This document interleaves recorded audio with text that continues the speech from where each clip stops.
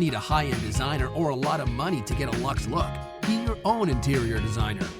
This is Affordable Interior Design, the podcast. Here's your host, Betsy Helmuth.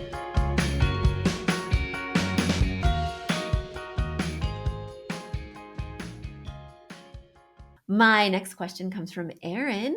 Aaron writes, "Hi, Betsy. Thank you so much for the educational and entertaining content you provide. I just love it. My family and I recently moved into a rental home.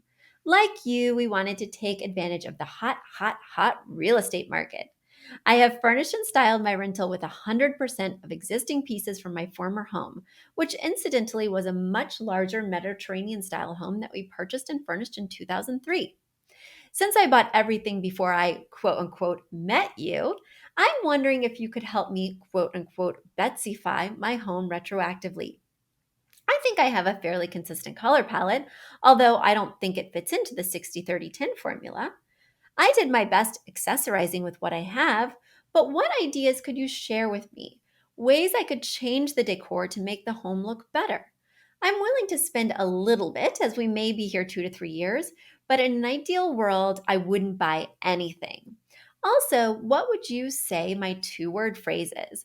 Thank you so much for your suggestions, Erin from Mission Viejo, California."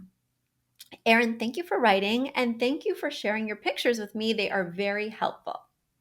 You have shared with me pictures of your family room, your living room, your entryway, and just some other little zones throughout the space, which really helps me to understand what's going on here. First things first, I think you've got the right mentality about not over-investing in a rental you're only going to be in for 2 to 3 years. Who knows what your next move will be, especially since you've gotten so much money from the sale of your home. So save that little nest egg, watch it build, so your next move can be something where you are able to buy furniture that all fits into your new vibe and all feels very cohesive. Right now, I am seeing 2 different styles in the spaces, and I just want to address this because it's making this space feel not cohesive, right? We are not going for perfect here, Erin. Perfect is your next space in 2 to 3 years. We are going for good enough, and I think you are there.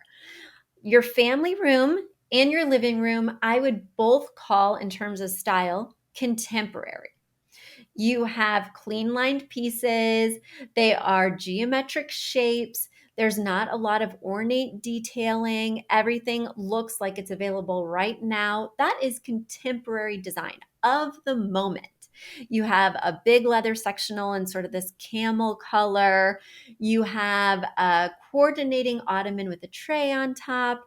You have 2 tufted armchairs that have kind of extremely high backs, so they almost make a dramatic style statement. And it's in a room with a baby grand piano, so that says drama too, feels right at home. And then you have a curved sofa, which is definitely of the moment. Everybody is clamoring for curved furniture right now.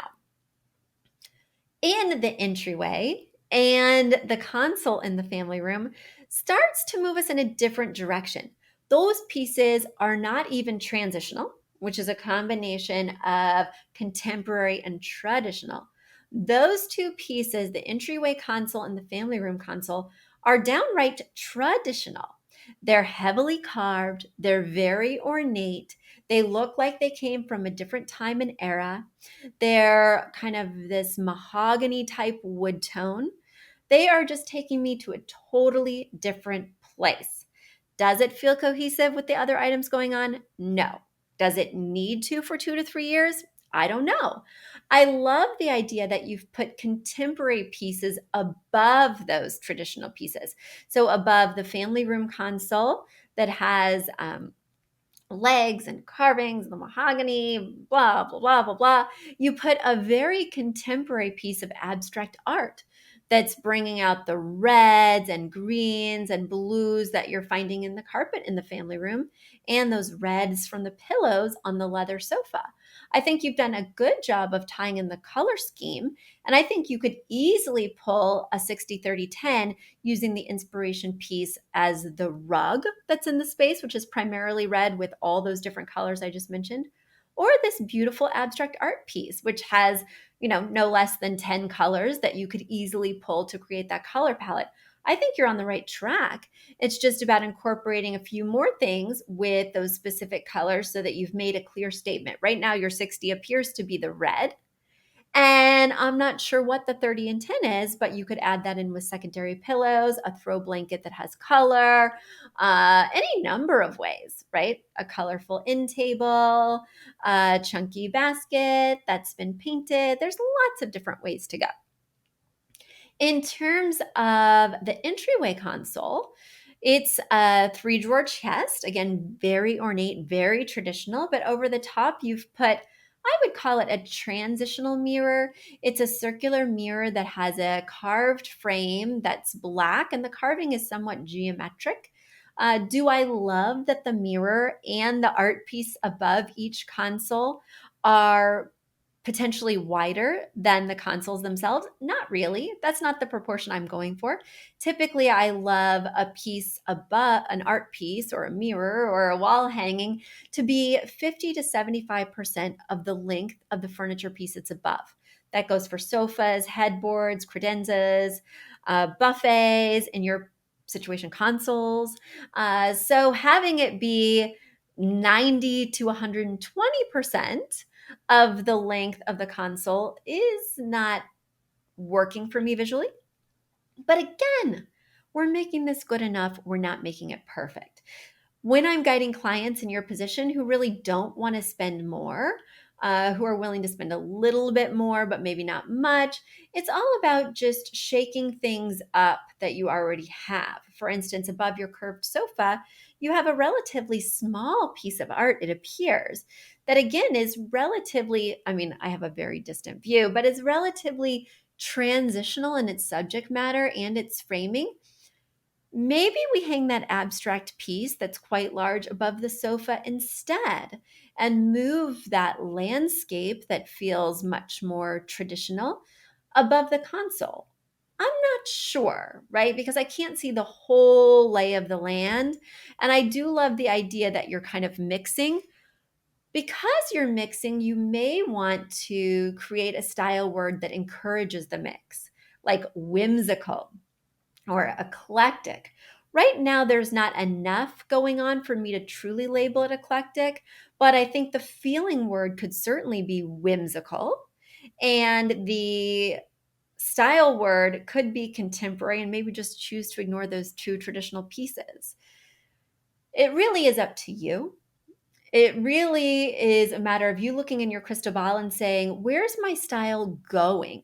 What pieces am I probably going to get rid of in the new space? Should I just get rid of them now? Oftentimes, randomly placed consoles are just crap collectors. And I would ask myself, is this just collecting dust or is it actually serving a function?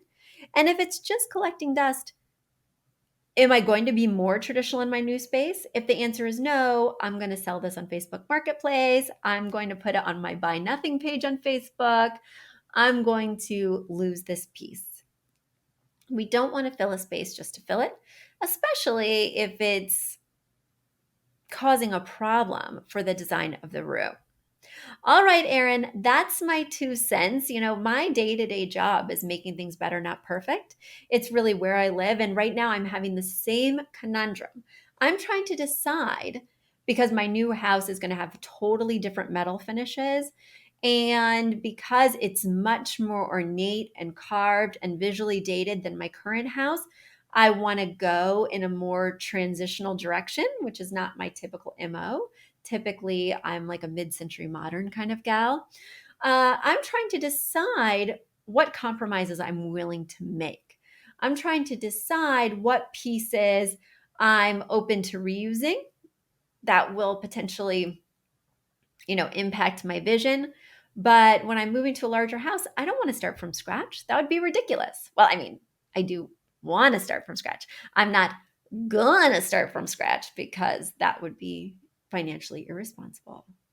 But I am very hopeful that the person who moves in here wants to buy all my furniture so I can start from scratch. No compromises, Erin. That's the dream.